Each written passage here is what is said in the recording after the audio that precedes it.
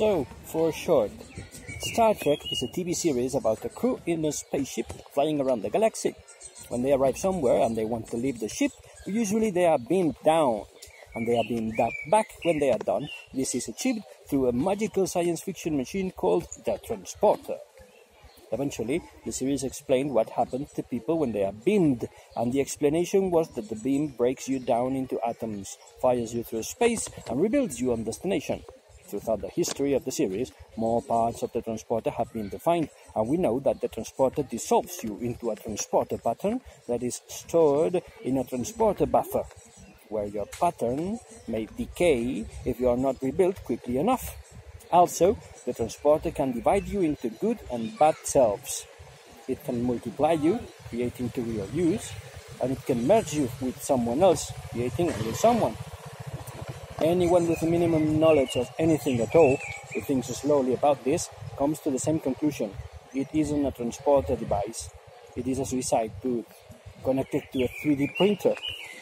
It reads you, kills you, disintegrates you, turns you into energy that is stored, and then builds a new you, identical, but not you. Matt Myra, from the podcast Star Trek The Next Conversation, explains this very well. If you are turned into information and your energy goes into a battery, then the energy from that battery is used to build you. You were killed. That is not you, it's a new you.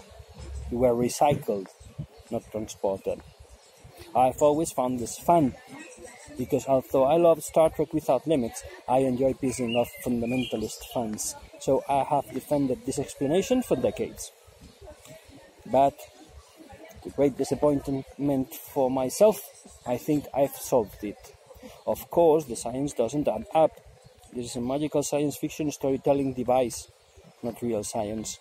And of course, my solution is not a canon explanation present in Star Trek since day one, but I think this can be solved within the sci-fi reality of the show, so the studio can stop dancing around the suicide booth problem whenever the transporter is used in a movie or TV episode. I'm probably not the first one to think of this either. I don't care. One last thing before I explain this. I am calling this solution the Echeverría Solution for two reasons. First, it is my name, Echeverría, Mololo, but there is a bald guy putting his hand on my bottom who is called Echeverría. Second, a famous producer and writer of Star Trek is called René Echeverría.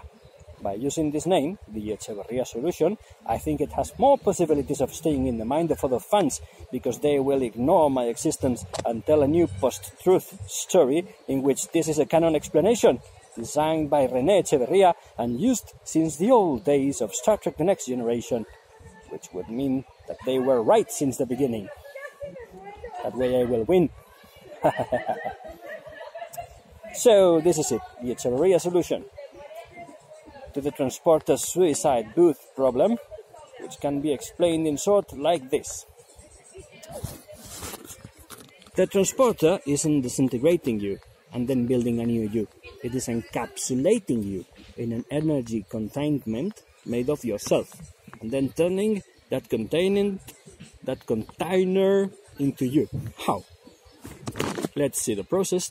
First, in a beam-up situation from the ground, without a transporter device, into a ship with one. The transporter beam reads you. It makes a map of your material body, enzymes, molecules, atoms, everything. Then, it encapsulates all the electrical and energy processes in your body within an energy pattern, which, and this is the main thing, keeps them active and working. It keeps you awake and functioning in a temporal energy container, which is the transporter pattern. Your body is not disintegrated in this process. It is turned into the energy container of your brain pattern, senses, and nervous processes, which are the actual you and your consciousness. Your body is turned into a sort of holographic you made of yourself. Then the pattern is rearranged in space but not modified, so that it can be sent back to the transporter device. And then a conductive component on the beam absorbs everything back. The swirly energy, things that we see when someone is transported, is not the ray disintegrating you. The translucent you is the energy container, and the swirly energy thing is the container being prepared for the projection back into the transporter device.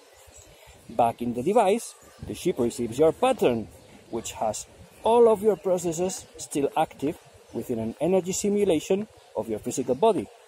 This simulation doesn't need to be in your actual shape anymore, but it needs to be kept active.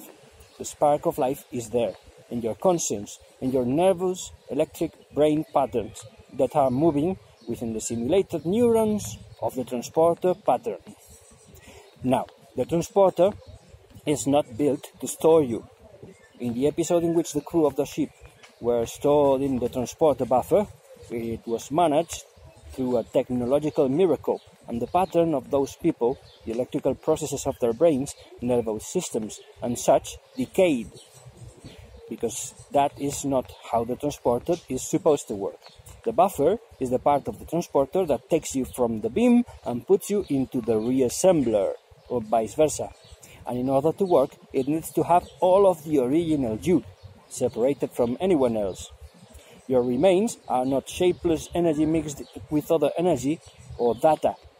There is still a you inside the transporter pattern.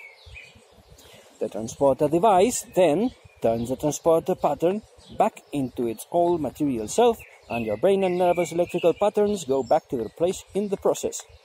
They were already there. The best way to do this is to do it so that your body is rebuilt exactly as it was, in regards to its composition and in regards even of posture. Otherwise, your pattern would have to be adjusted, and it would be harder to rebuild you.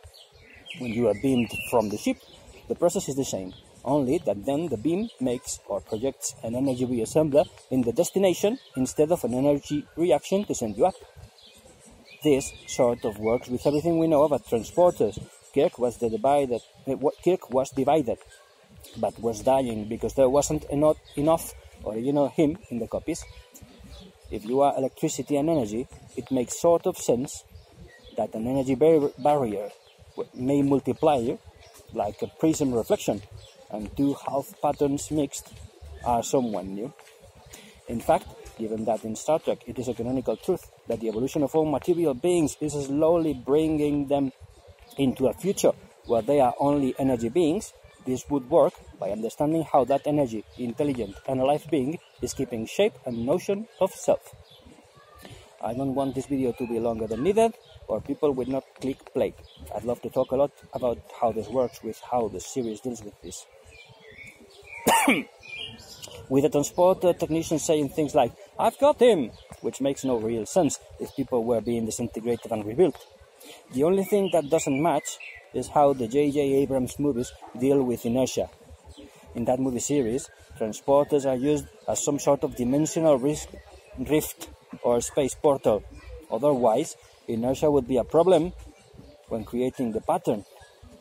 No, otherwise, inertia wouldn't... I was reading wrongly. Otherwise, inertia wouldn't be a problem when creating the pattern. Oh, no. Okay. I wasn't reading correctly. Let's see. In that movie series, transporters are used as some sort of dimensional rift or space portal. Otherwise, inertia would be a problem when creating the pattern, but it would make no sense to keep that inertia once being rebuilt. Hope you like this. Bye. Bye-bye.